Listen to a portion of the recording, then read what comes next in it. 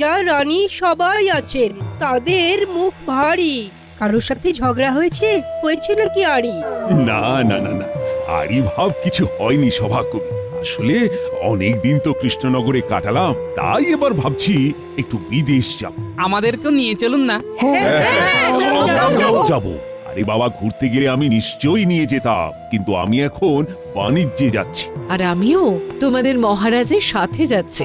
যাই হোক, আমি তো মাত্র 1 মাসের জন্য বাণিজ্যের কাজে যাচ্ছি। আজ বিকেলেই রওনা দিচ্ছি, আর এই কদিন রাজ্যের দেখভাল করবে আমাদের মন্ত্রী। হয়ে গেল।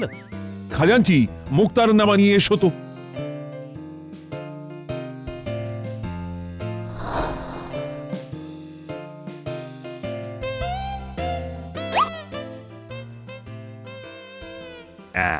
এই কাগজ হলো ক্ষমতা প্রদানপত্র, অর্থাৎ মুক্তারনামা। মন্ত্রী আমার অনুপস্থিতিতে রাজ্য সামলাবে। এই নাও মন্ত্রী। ধন্যবাদ মহারাজ, আশা করি আমি আপনার মুখ রাখতে পারবো। সর্বনাশ!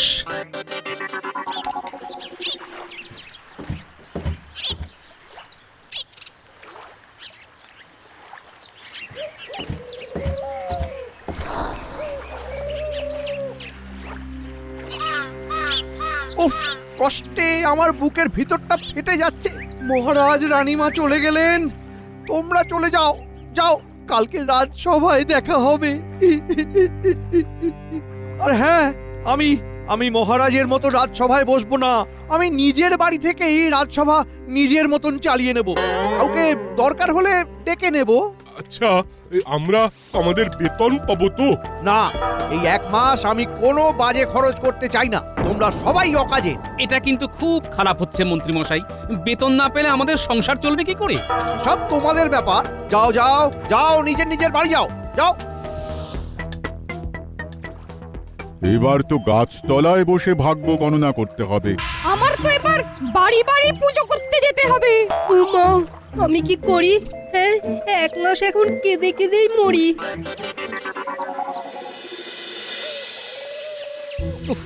মন্ত্রীটা আর কোনোভাবেই শুধরালো না। মহারাজ যেতেই শয়তানি শুরু করে দিল। এখন 1 মাস হাতে লণ্ঠন। উনি এখন রাজা, তুমি ওনাকে কিচ্ছু করতে পারবে না। হ্যাঁ, রাজ্য থেকে তাড়িয়ে দিলে হিতে বিপরীত হবে। হ্যাঁ, বলছি এখন তো মহারাজ নেই। এই সময় এমন একটা কাজ করে মহারাজকে চমকে দিতে যদি পারো, তাহলে কিন্তু মন্দ হয় না। ঠিকই বলেছ গিন্নি, আমিও তাই ভাবছি, বুঝলে।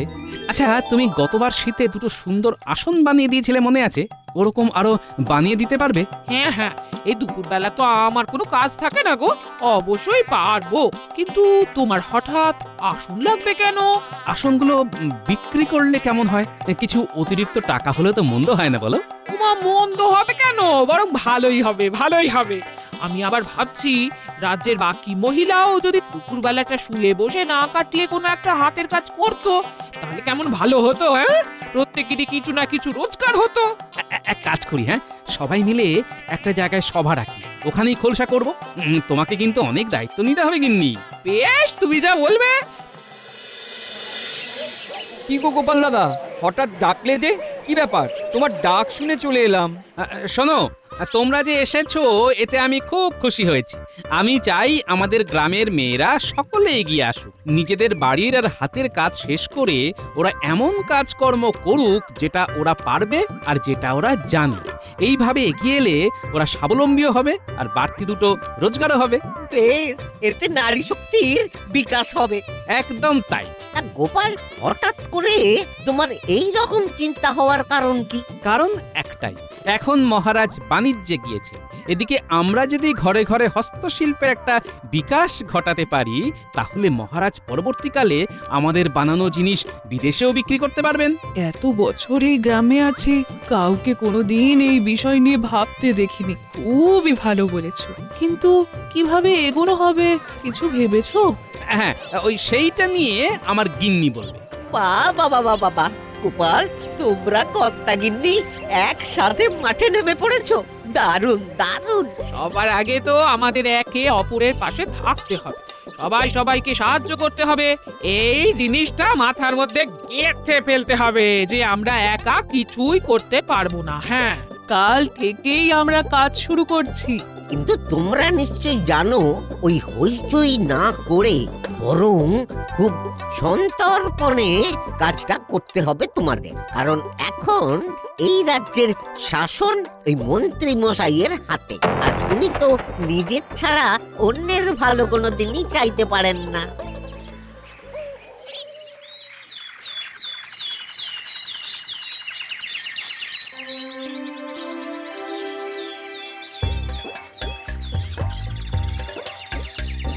কিরে সন্ধ্যা, হাঁ করে দাঁড়িয়ে কি দেখছিস? হাত লাগা। আমি তো ঝুড়ি বুনতে পারি না। ঝুড়ি বুনতে না পারিস, বেতটা তো এগিয়ে দিতে পারবি। পারবি না? গোপাল দাদার বউ কিন্তু বারবার বলেছে পাশে থাকতে। কাজ করতে পারো বা নাই পারো। এটা হয়ে গেলে আমরা মালা গাঁথবো। সন্ধ্যা রে, তুই আমায় সুতো কেটে দিবি? বল বল। দেখো প্রহরী, মহারাজ নেই, এখন সব দায়িত্ব আমার, তাই আমি যেভাবে বলবো সেভাবে রাজ্য চলবে। কেমন? তা আমাদের রাজ্যে খাজনা তো ভালোই ওঠে। হ্যাঁ, তা তো ওঠেই। তোমার দায়িত্বেই তো খাজনা আদায়ের ব্যাপারটা থাকে নাকি? এবারের কি খবর? এবারে খাজনা গতবারের চেয়ে অনেক বেশি উঠেছে, প্রায় 3 গুণ বেশি। বলো কি, 3 গুণ? আর সবচেয়ে গুরুত্বপূর্ণ খবর হচ্ছে অপরাধের হার কমেছে 3 গুণ। মহারাজ বেশ ভালো শাসন করেছেন। সাংঘাতিক ব্যাপার, কিন্তু সবকিছু এত ভালো হচ্ছে কেন? তাহলে তো কেউ আমার কাছে বিচার চাইতে আসবে না। এই বটা ঘটাকে এক্ষুনি খবর দাও, যাও। আমাদের খুঁজতে হবে না, আমরা চলে এসেছি।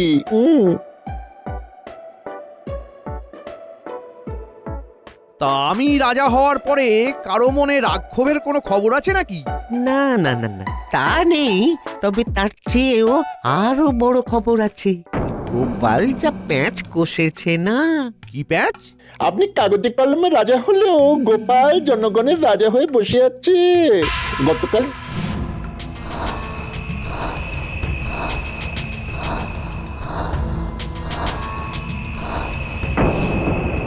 না না না না, এভাবে বেশি বার বাড়তে দিলে চলবে না। গোপাল, গোপালের বউ আর বাকি রাজ্যবাসীদের প্রত্যেকটা কাজের ওপর তোদের নজর রাখতে হবে, বুঝলি?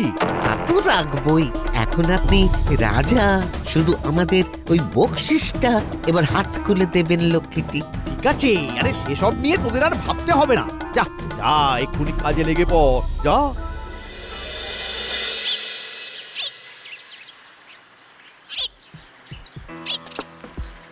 বটাদা, ওই দরজার কাছে দাঁড়িয়ে আছো কেন? কিছু বলবে? তোমরা কি রোজই কাজ করছো? হ্যাঁ, সংসারের কাজ সারা হয়ে গেলে সারা সকাল সারা সপ্তাহ কাজ করছি। কাজ জিনিসপত্র বিক্রি করছো কোথায়? গিন্নিমা সপ্তাহে একবার করে হাটে যাবে, সেখানে সব কেনা বেচা হবে। গোপালের বউ তো বেশ কোমর বেঁধেই নেমেছে তাহলে। গোপাল দাদা তো আছেই, কিন্তু গিন্নিমা একাই 100। তা কেমন লাগছে তোমাদের কাজ করতে? কেমন আবার লাগবে? ভালোই লাগছে, বরং দারুণ লাগছে। খারাপ লাগবে কেন বটাদা? তা তোমরা গ্রামের মেয়েরা কি সবাই খুব ভালো আছো? হ্যাঁ বটাদা, আমরা খুব ভালো আছি। আচ্ছা, কি ব্যাপার বলতো? বটাদা হঠাৎ এত খোঁজ করছে কেন? গিন্নিমাকে একবার জানানো উচিত, তোর কি মনে হয়? হ্যাঁ, অবশ্যই। বল ওটা ঘটা, বল কি খবর নিয়ে এসেছিস বল। গোপালের বউ তো একেবারে কোমর বেঁধে নেমে পড়েছে। সবাইকে দেখে বেশ খুশি খুশি লাগছে। মহিলা মহল তৈরি করেছে ওরা।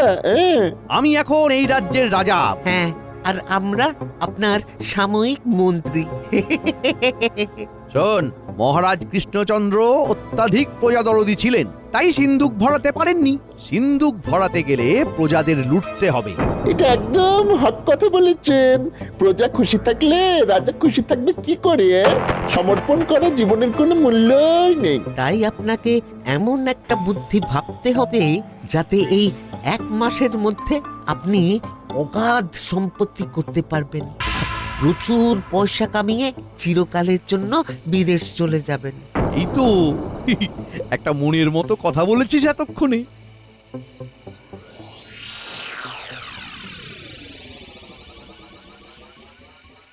এটা কি সুন্দর লাগছে আমার গলায়। সারাদিন শুধু বসে বসে গয়না গুছিয়ে গেলে হবে, তোমাকেও কিছু কিছু দায়িত্ব নিতে হবে। আমি আবার কি করব গো? তুমি কি জানো যে গ্রামের মহিলারা সংসার স্বামী সব ছেড়ে মহিলা সমিতি করছে? এটা কি ঠিক হচ্ছে? একেবারেই হচ্ছে না। স্বামী সেবায় তাদের প্রকৃত ধর্ম হওয়া উচিত। তুমি একটা কিছু ব্যবস্থা করো, আরে করতেই হবে। মহিলাদের কোনোভাবে ব্যস্ত রাখো, বুঝলে? অনেক দিন ধরে মনে সূক্ষ্ম বাসনাটা এবার বলেই ফেলি। বলছি, আমার তো খুব সাজতে ভালো লাগে, তাই ভালো বুদ্ধি।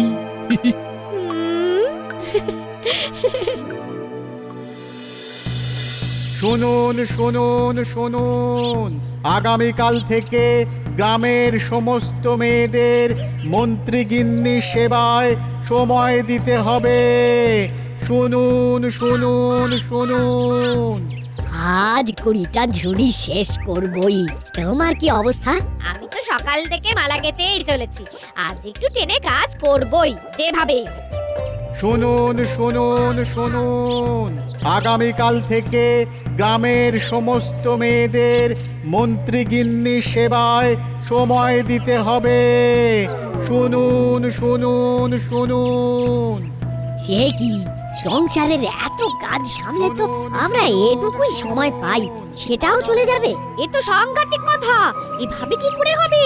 গোপাল দাদার গিন্নিকে শিগগিরই সব বলতে হবে। হায় হায়, ভগবান কি একবারও গরিবদের দিকে তাকাবেন না? মন্ত্রী মশাই কি নিষ্ঠুর গো! আমরা তো ওনার কোনো পাকা ধানে মই দিইনি, তাহলে এই অবিচার কেন? হ্যাঁ, এই একটা চিন্তাই তো আমাকে ভাবাচ্ছে গিন্নি। এখন যদি কালকে থেকে সবাই মন্ত্রী গিন্নির সেবাতেই চলে যাই, তাহলে আমাদের কাজের কি হবে? সব মেয়েরা কি সুন্দর কাজ করছিল? উনি কোনোভাবেই আমাদের ভালো দেখতে পারেন না। মহারাজ নেই বলে এখন উনি সাপের 5 পা দেখেছেন। তুমি কিছু একটা তো করো, তুমি কিছু একটা ভাবো ভাবো, যে কষ্ট আমরা পাচ্ছি সেটা যেন ন্যাপলা গুলটেরা না পায়। মন্ত্রী মশাইয়ের খামখেয়ালি পড়ার শিকার ওরা যেন না হয় গো। ওদের মা পিসিরা সবাই যদি সারাদিন মন্ত্রী গিন্নির দেখভাল করে, তাহলে ওরা কোথায় যাবে? গিন্নি, তুমি খুব ভালো বলেছো তো। দারুণ একটা উপায় এলো মাথায়। কাল থেকে তোমরা সবাই মন্ত্রীর বাড়ি যাবে, কিন্তু বাচ্চাদের সাথে নিয়ে যাবে। ওরা জিজ্ঞাসা করলে বলবে বাড়িতে কেউ নেই ওদের দেখা। আর সাথে এতে কাজ হবে। আমাকে ভরসা করো না গিন্নি? তুমি ছাড়া আর কে আছে আমাদের? ব্যাস, তাহলে ভরসা রাখো, উপায় ঠিকই হবে গিন্নি।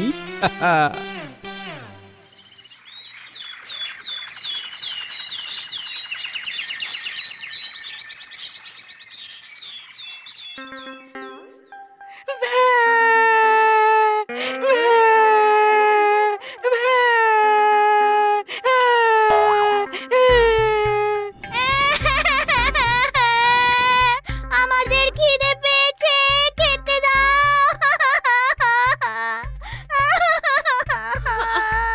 তো মহাদেব, হ্যাঁ শুরু হলো। এই এই, তোরা থামবি? মহা জ্বালাতন শুরু হলো তো।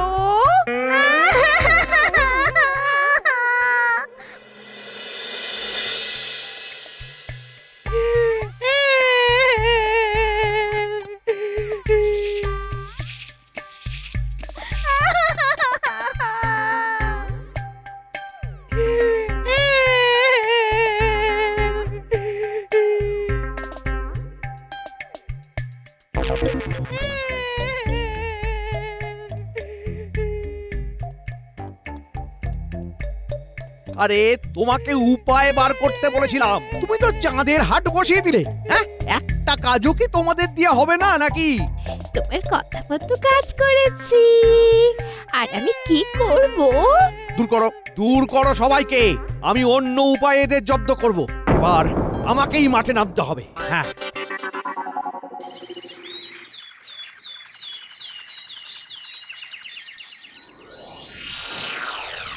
বল বটাঘটা, কি বলবি বল। আর কি বলবো, গোপালের প্রশ্রয় এদের খুব বার বেড়েছে। ঘরের মেয়েরা সবাই রোজগার করছে। আগে তো দুটো খেয়ে বাঁচবে, তারপর তো হাতের কাজ। কিন্তু গোপালের কথা শুনে সবাই তো কাজ শুরু করে দিয়েছে। এভাবে কিন্তু গোপালের জনপ্রিয়তা আরো বেড়ে যাচ্ছে। আর এভাবে চললে আপনি তাৎক্ষণিক রাজা হয়েও 5 পয়সা রোজগার করতে পারবেন না। হ্যাঁ, আমাদের মাথায় একটা দারুণ বুদ্ধি আছে। কি বুদ্ধি?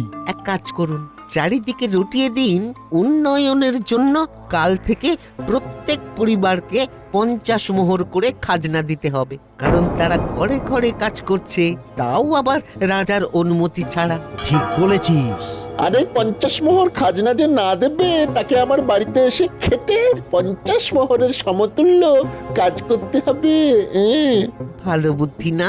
আপনার বাড়িতে কাজ করার ভয়ে সবাই মোহর দেবে, কারণ ওরা জানে এদিকে কাজ করলে ওরা নিজেদের হাতের কাজ করতে পারবে না। সাব্বাস! এই তো দারুণ বুদ্ধি, দারুণ। শোনো শোনো শোনো, রাজ্যের উন্নয়নের খাতিরে প্রত্যেক পরিবারকে 50 মোহর করে খাজনা দিতে হবে। এই খাজনা আগামীকাল সকালে সকলে মন্ত্রী মশাই অর্থাৎ বর্তমান রাজার বাড়িতে দিয়ে আসবে। খাজনা না দিলে সেই অর্থের পরিমাণ শ্রম দান করতে হবে। শোনো শোনো শোনো।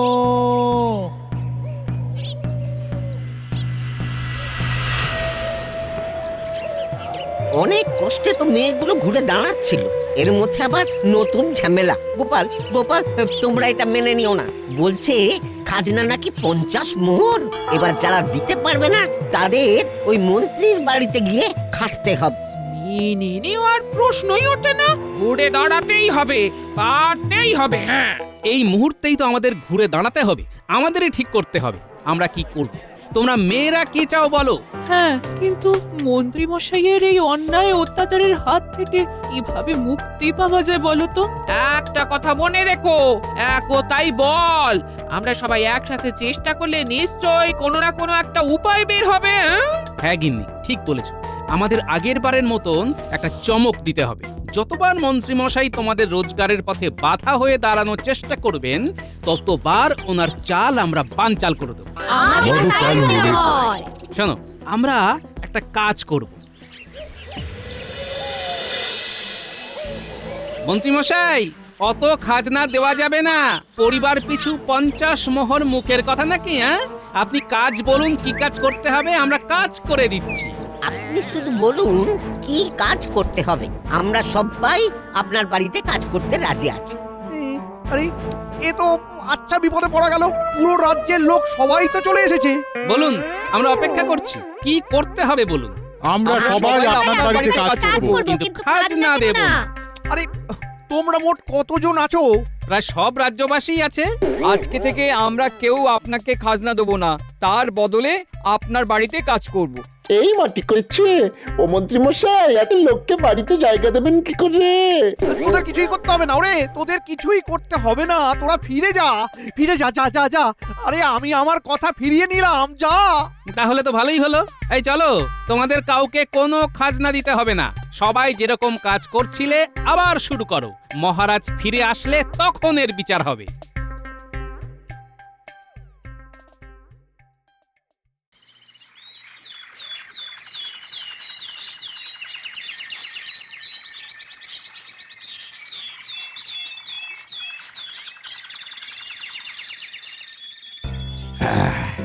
সত্যি বেশ ভালোই বাণিজ্য হলো। অনেক দেশের রাজাদের সাথেও কথা হলো। আমাদের দেশের আনাজ শস্য এবার বিদেশে রপ্তানি হবে। তা তোমরা সবাই কেমন আছো বলো? আমার অবর্তমানে মন্ত্রী কেমন রাজত্ব চালিয়েছে? খুব খারাপ মহারাজ। আপনি চলে যাওয়ার পরের দিন তো ওই আমাদের রাজসভায় আসা বন্ধ করে দেন। 1 মাস বাড়ি বসে কাটালাম। এই সব মিথ্যে কথা। সবাই সত্যি কথাই বলছি। আপনি একজন ঠক। মহারাজ, আপনি আর যাই করুন, মন্ত্রীর হাতে রাজ্যভার দেবেন না। আপনি চলে যাওয়ার পরে তো আমাদের রাজসভার কাজটা চলে যায়। তাই আমি নতুন বুদ্ধি বের করি, গ্রামের মেয়েদের দিয়ে হাতের কাজ করানো শুরু করি। তারা বেশ খেটে রোজগার করছিল, কিন্তু তাতেও ওনার কুদৃষ্টি পড়েছিল। একদম বাজে কথা বলবে না। আমি তো রাজ্যের মঙ্গলের জন্যই 50 মোহর করে চেয়েছিলাম। রাজ্যের না নিজের মঙ্গল সেসব ভালোই জানা আছে মন্ত্রী মশাই। আরে ঠিক আছে ঝগড়া থামাও। শোনো গোপাল, তুমি বলছিলে না রাজ্যের মহিলারা হাতের কাজ করা শুরু করেছে, ওটা কিন্তু চালিয়ে যেতে হবে। এরপরে শস্যের সাথে বিদেশে আমরা আমাদের হস্তশিল্প পাঠাবো। দারুণ দারুণ প্রস্তাব মহারাজ, দারুণ প্রস্তাব। এভাবেই নারী শক্তির বিকাশ হবে। ধুস, এবারেও গোপাল বাজি মেরে দিল। আমি তো কিছুই করতে পারলাম না।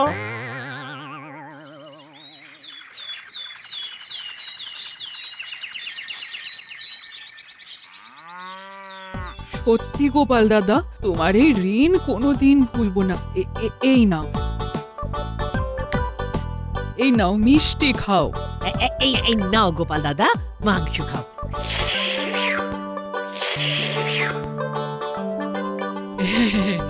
এই নাও